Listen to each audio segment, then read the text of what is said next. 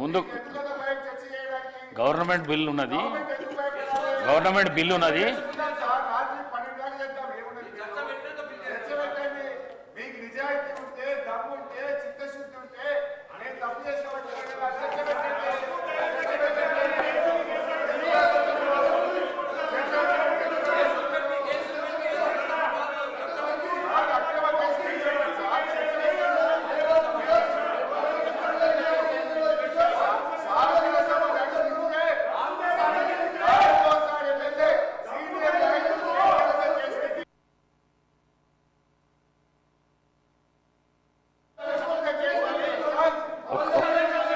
ఒక్క మాట నా మాట వినండి, ఒక్క మాట ఉండండి. శ్రీనివాస్ గారు ఒక్క నిమిషం. ఇది ఒక వ్యక్తికి సంబంధించిన విషయం మీరు అడిగేది. చెప్తా వినండి వినండి వినండి వినండి వినండి వినండి ప్రశాంత్ రెడ్డి గారు దయచేసి, ప్రశాంత్ రెడ్డి గారు సీనియర్ శాసనసభ్యులు మీరు ఈ విధంగా చేయకండి. ఇదేమో రాష్ట్రానికి సంబంధించిన విషయం నేను అడిగేది బిల్లు. ఆ బిల్లు అయినాక ఏదైనా ఉంటే మాట్లాడదాం. నేను స్పీకర్ హౌస్ నేను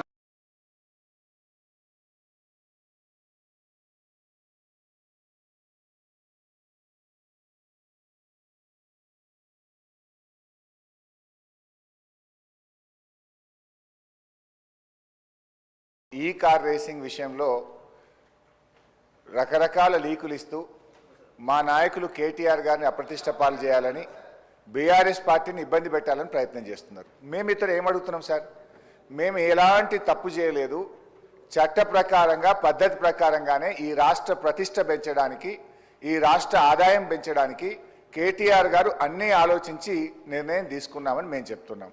సభలో ఒక మంచి చర్చ చేద్దాం. నేనేమంటున్నా అంటే, ఒకవేళ మేము తప్పు చేసినామంటున్నారు కదా, ఏం తప్పు చేసినామో ఈ సభలో చర్చ చేయడం ద్వారా ఈ రాష్ట్ర ప్రజలకు చెప్పండి. మేము తప్పు చేయలేదు, మేము ఈ రాష్ట్రం కోసం చేసినామని మా నాయకుడు కేటీఆర్ గారు కానీ బీఆర్ఎస్ పార్టీ తరఫున మేము కూడా విషయాలు ప్రజల ముందు పెడదామని అంటున్నాం. మేము ప్రభుత్వాన్ని కోరేది, మాకు స్పష్టమైన హామీ ఇస్తే మేము సహకరిస్తాం. ఇవాళ ఈ బిల్ తర్వాత చర్చ పెట్టారా, ఈ బిల్లు ముందు చర్చ పెట్టారా?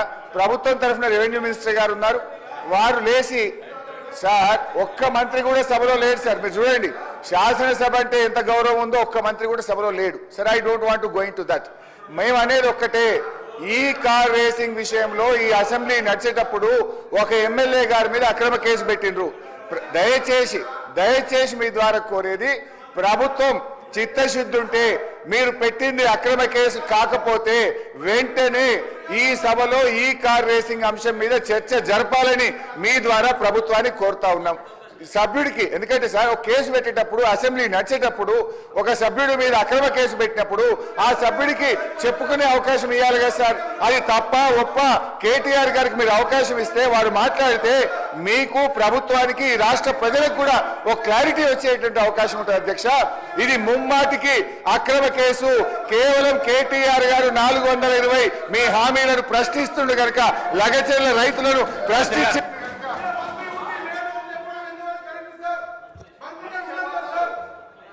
అధ్యక్ష, గౌరవనీయులు మాజీ మంత్రివర్యులు హరీష్ రావు గారు, మంత్రిని ఒకరిని ఉన్నాను అధ్యక్ష, ఎవరూ లేరని అనటం మేము ఇంకా మంత్రిలాగా హరీష్ రావు గారు కనబడుతున్నట్టు లేదు. దురదృష్టకరం, బాధాకరం అధ్యక్ష. మీరు అనుమతిస్తే, తమరు అనుమతిస్తే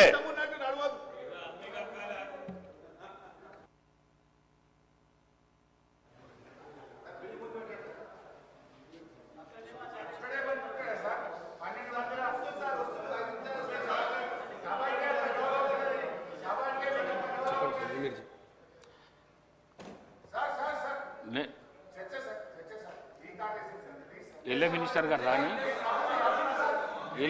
గారు రాని నేను కొంతమంది మంత్రులు అక్కడ మండలిలో ఉన్నారు, కొంతమంది ఈడ ఉన్నారు. ఎల్ఏ మినిస్టర్ గారిని పిలిపిస్తున్నా. నేను పిలిపించినాక మీ ప్రశ్నకు సమాధానం చెప్పిస్తాను నేను. పిలుస్తా ముందు బిల్లు కానీ గవర్నమెంట్ బిల్లు అయితే కానీ ఇది ఇంపార్టెంట్ కదా, ఇది రాష్ట్ర ప్రజల శ్రేయస్సు గురించి కదా, ఇది రాష్ట్ర ప్రజల శ్రేయస్సు గురించి కదా. ఈ బిల్లు కానీ బిల్లు అయినాక నేను మీతో మాట్లాడుతా అంటున్నా కదా. నేను స్పీకర్ చంబర్ పిలిచి మాట్లాడతా. నేను ఇప్పుడైతే బిల్లు అయితే కానీ ఇది బిల్లు అయినాక తీసుకుందాం. ఒక సభ్యుని గురించి రాష్ట్ర శ్రేయస్సును ఈ విధంగా మీరు సభా సమయాన్ని వృధా చేసుడు ఇది చాలా పొరపాటు. హరీష్ రావు గారు మీరు చాలా సీనియర్ శాసనసభ్యులు. హరీష్ రావు గారు మీరు చాలా సీనియర్ శాసనసభ్యులు. మంత్రి పదవి కూడా చేసిండు, మీరు ఎల్ఏ మినిస్టర్ కూడా చేసిండు. మినిస్టర్ లేనప్పుడు చేయనికే వీలుండదు. రేవూరి ప్రకాష్ రెడ్డి గారు సార్ సీనియర్ శాసనసభ్యులు హరీష్ రావు గారు గవర్నర్ గారు అనుమతి ఇచ్చిన తర్వాత ఏసీబీ టేకప్ చేసిన తర్వాత హౌస్లో చర్చించే అంశమే ఉత్పన్నం కాదు సార్. కానీ ఇష్యూను డైవర్ట్ చేయడానికి హౌస్లో అని చెప్పి పబ్లిక్లో ఒక కన్ఫ్యూజన్ క్రియేట్ చేయడానికి చేసే ప్రయత్నమే కానీ ఇది చట్టబద్ధత కాదు.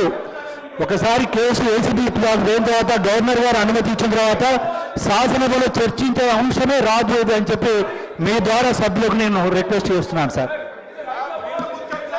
గౌరవ మంత్రి గారు, government bill now I will take up. అధ్యక్ష, తెలంగాణ భూభారతి రికార్డ్స్ బిల్. మంత్రి గారు. అధ్యక్ష ధన్యవాదాలు. ఏదైతే 17th నాడు 18th నాడు ఈ సభలో రాష్ట్రాల్లో ఉన్న లక్షలాది మంది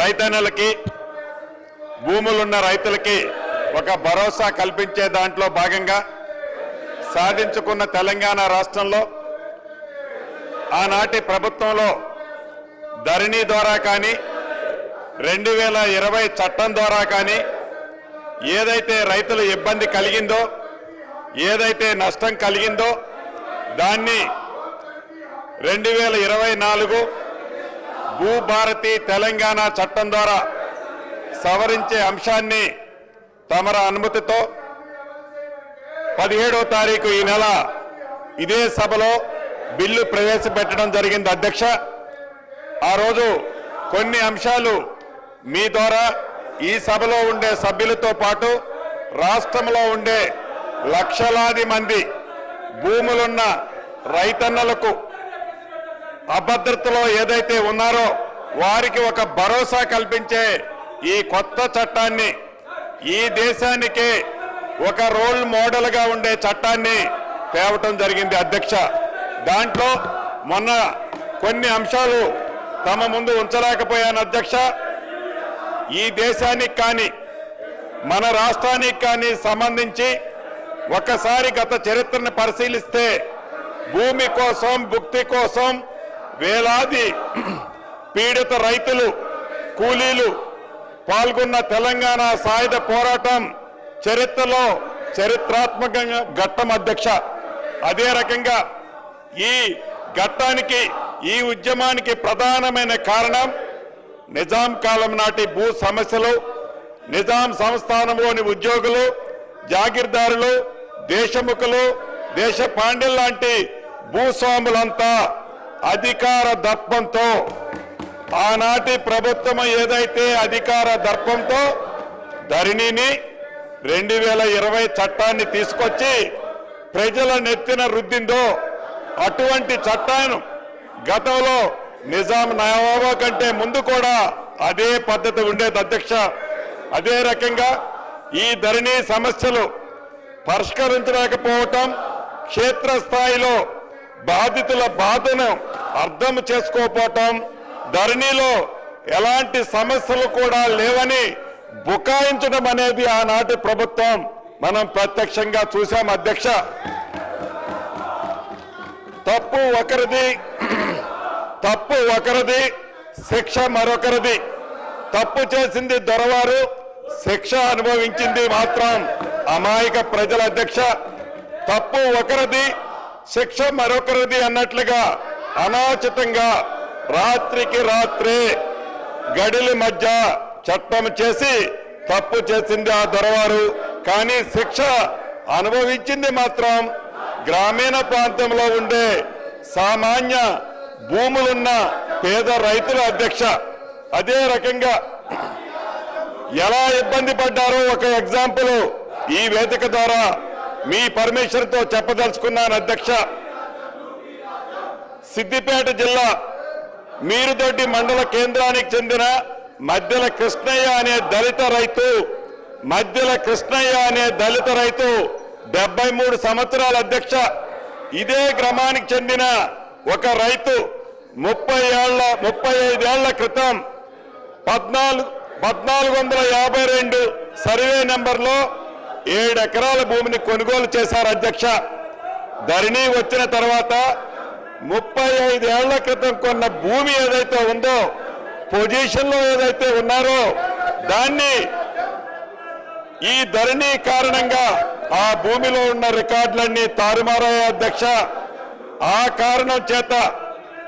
కారణం చేత జనవరి 22వ తారీఖు 2023 నాడు మధ్యల కృష్ణయ్య గారు 73 సంవత్సరాల వయసున్న మధ్యల కృష్ణయ్య గారు ఆ బాధను తట్టుకోలేక ఆత్మహత్య చేసుకున్నారు అధ్యక్ష. ఇది అంటే ఇటువంటి కృష్ణయ్య గారు లాంటి వాళ్ళు కొన్ని వేల మంది బాధితులు ఈ చట్టం ద్వారా, ఆనాటి చట్టం ద్వారా ప్రత్యక్షంగా నష్టం కలిగింది అని తమరికి ఈ వేదిక ద్వారా తెలియజేస్తున్నాను అధ్యక్ష. మనం చిన్నప్పుడు చదువుకున్నాం. ఒక పిట్ట కథ మీకు చెప్పాల్సిన అవసరం ఉంది అధ్యక్ష. 2 పిల్లులు రొట్టె కథ ఈ ధరణిలో ఉంది.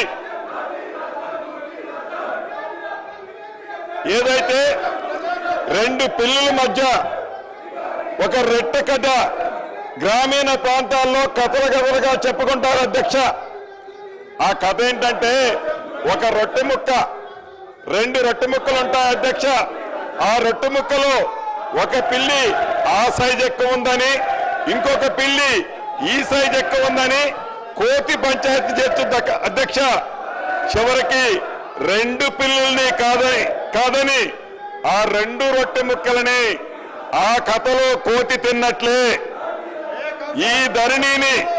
ఈ ధరణి కాన్సెప్ట్ ని పెట్టి తెలంగాణ రాష్ట్రంలో ఉండే దళిత, గిరిజన, మైనారిటీ, బీసీల వేలాది ఎకరాల భూములని ఆనాటి పెద్దలు కోతి సామెతలాగానే తన్నుకుపోయారు అధ్యక్ష.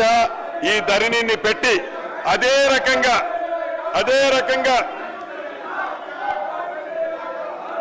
ఇటు రాష్ట్రంలో అటు దేశంలో 2014 ముందు కాంగ్రెస్ ప్రభుత్వం తీసుకొచ్చిన రెవెన్యూ చట్టాలు, సంస్కరణలు రైతాంగానికే కాకుండా యావత్ ప్రజానికానికి ఎంతో మేలు చేశాయని చెప్పడానికి గర్వపడుతున్నాను అధ్యక్ష.